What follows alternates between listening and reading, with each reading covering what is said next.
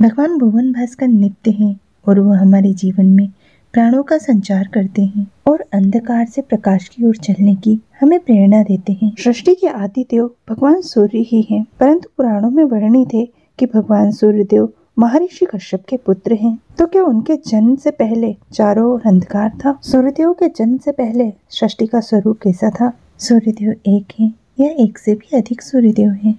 ऐसे ही कई प्रश्नों के उत्तर जानने के लिए वीडियो के अंत तक अवश्य बने रहें। यदि आपको वीडियो पसंद आता है तो चैनल को सब्सक्राइब करके वीडियो को लाइक और कमेंट अवश्य करें। इससे हमें और भी अच्छा कार्य करने की प्रेरणा मिलती है।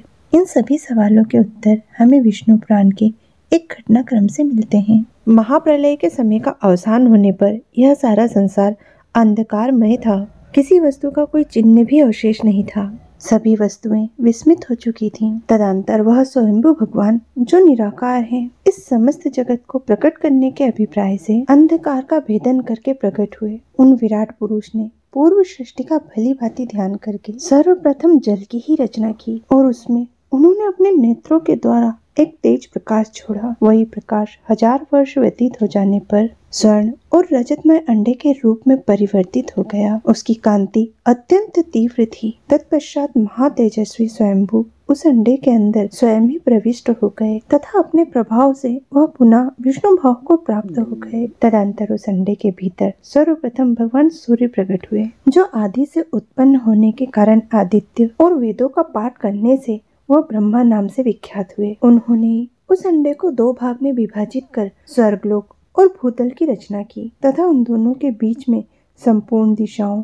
और अविनाशी आकाश का निर्माण किया। यहाँ पर एक प्रश्न उठता है कि भगवान सूर्य नेत्रों से ही क्यों उत्पन्न हुए, किसी और अंग से क्यों नहीं? कारण यह है कि तेज 2 प्रकार का होता है, एक नित्य एक अनित्य। तेजस शरीर सूर्य लोक में है और मानव रूप से तेज नित्य है और कार्य रूप से अनित्य। और रूप का प्रत्यक्ष ज्ञान कराने वाले चक्षु इंद्रिय नेत्र के अंदर काली पुतली के अग्रभाग में तेज रहता है। इसलिए भगवान सूर्य का प्रकट उन विराट पुरुष के नेत्रों से हुआ है। सूर्यदेव यानी कि आदित्य 12 प्रकार के हैं और ये 12 आदित्य प्रलय काल के समय एक साथ उदित होते हैं, यानी कि कलयुग का प्रलय इन 12 आदित्यों के उदय से होता है। विष्णु पुराण के इस वृतांत से हमें यह ज्ञात होता है कि भगवान सूर्य आदिकाल से ही हैं। ब्रह्म पुराण के अनुसार ब्रह्मा जी मुनियों से कहते हैं कि सूर्यदेव संपूर्ण लोकों के ईश्वर, सबकी आत्मा, देवताओं के भी देवता और प्रजापति हैं। ये तीनों लोकों की जड़ है। अग्नि में डाली हुई आहुति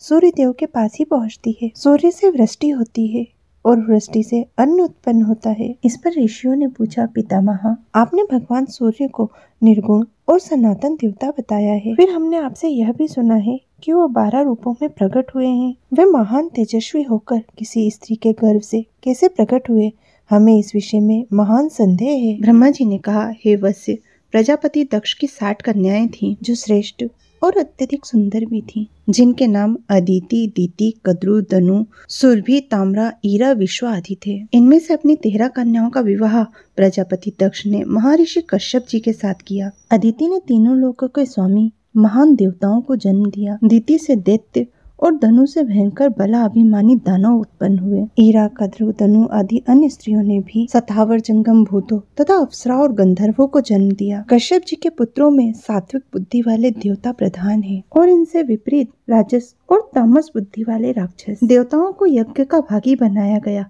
इसी कारण दैत्य और दानव देवी अदिति के पुत्रों से शत्रुता रखते थे। अतः वह मिलके उन्हें कष्ट पहुंचाने लगे और उनके राज्य आदि नष्ट कर दिए। जब माता अदिति ने देखा कि दैत्य और दानवों ने मिलकर मेरे पुत्रों को उनके स्थान से हटा दिया है और त्रिलोक को नष्ट प्राय ही कर दिया है, तब वे भगवान सूर्य की आराधना करने लगी। इस प्रकार भगवान सूर्य की बहुत दिनों तक आराधना करने के बाद भगवान सूर्य ने प्रसन्न होकर माता अदिति को अपने तेजोमय स्वरूप का प्रत्यक्ष दर्शन कराया और उनसे कोई एक वर मांगने को कहा। तब देवी अदिति ने कहा, देव, अधिक बलवान दैत्यों और दानवों ने मेरे पुत्रों से त्रिलोकी का राज्य और यज्ञ भाग छीन लिया है, इसलिए आप मुझ पर कृपा करके और अपने अंश से मेरे पुत्रों के भाई होकर उनके शत्रुओं का नाश करें। भगवान सूर्य बोले, देवी, मैं अपने 1000वें अंश से तुम्हारे गर्भ का बालक बनकर प्रकट होऊंगा और तुम्हारे पुत्रों के शत्रुओं का नाश करूंगा।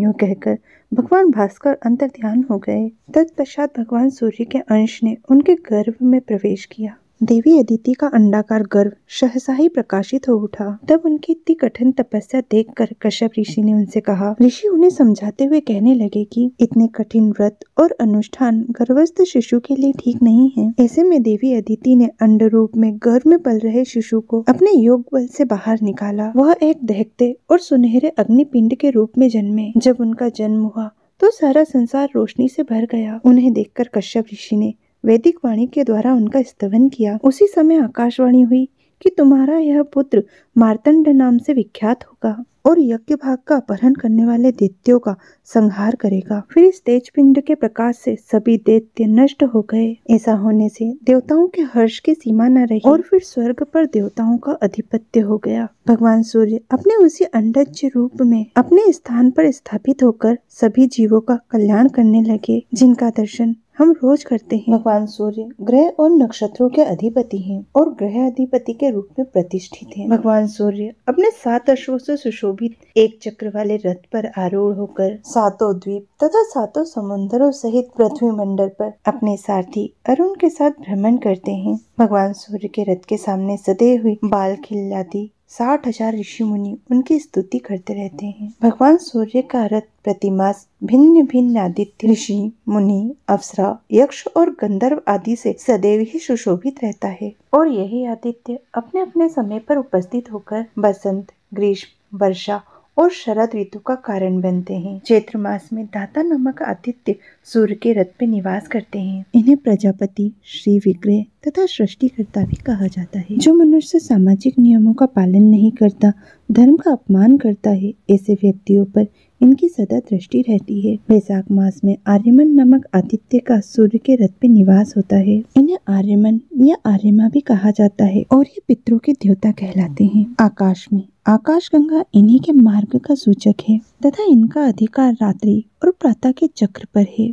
ज्येष्ठ मास में सूर्य के रथ में मित्र नामक आदित्य निवास करते हैं। सृष्टि के विकास में इनकी भूमिका महत्वपूर्ण है। सृष्टि के हित के लिए तपस्या करने वाले साधु सन्यासी तथा सृष्टि के हित के लिए जो भी मनुष्य कार्य करता है, उन पर ये सदा प्रसन्न रहकर उनका कल्याण करते हैं। आषाढ़ मास में सूर्य के रथ पे वरुण नामक आदित्य निवास करते हैं। ये जल तत्व के प्रतीक है और जल रूप से मनुष्यों में विराजमान है। ये समस्त जीव और प्रकृति के जीवन आधार है। इनके बिना जीवन की कल्पना करना भी असंभव है। श्रावण मास में भगवान भास्कर के रथ पर इंद्र नामक आदित्य का निवास होता है। ये देवताओं के राजा कहलाते हैं और इनका अधिकार समस्त इंद्रियों पर माना जाता है। यही वर्षा कराते हैं तथा बादलों और विद्युत के देवता कहलाते हैं।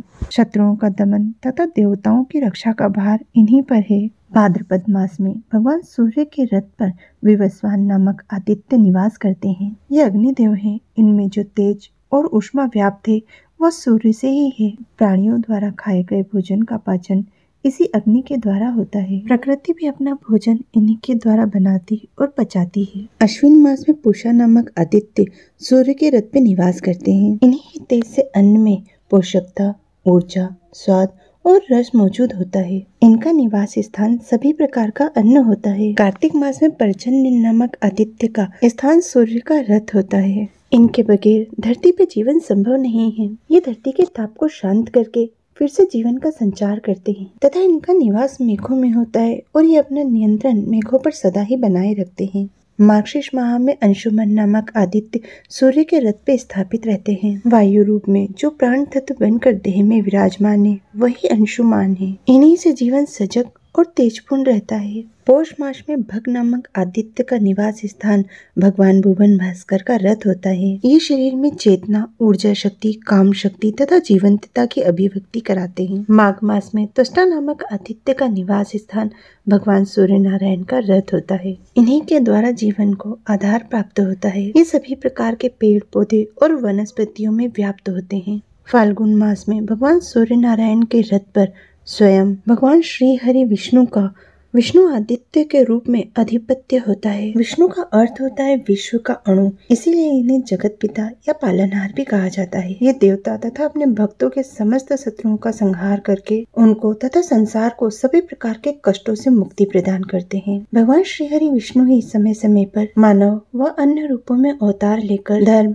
और न्याय की रक्षा करते हैं। भगवान श्री हरि विष्णु ही अपनी अर्धांगिनी माता महालक्ष्मी के साथ विराजमान होकर सुख, शांति, समृद्धि और ऐश्वर्य प्रदान करते हैं। इन दोनों पुराणों के वृतांत से ये स्पष्ट हो जाता है कि देवी अदिति के पुत्र के रूप में भगवान विष्णु के 1000वें अंश भगवान सूर्य नारायण ने ही अपने 1000वें अंश के रूप में जन्म लिया था। भगवान सूर्य देव तो सृष्टि के आरंभ में ही हिरण्यगर्भ से उत्पन्न हो गए थे और समस्त जगत को प्रकाशित कर दिया था। ओम सूर्याय नमः। उम्मीद करते हैं आपको हमारा ये वीडियो जरूर पसंद आया होगा। प्लीज इसे लाइक, शेयर और कमेंट करके चैनल को सब्सक्राइब करना मत भूलिएगा। जय माता दी।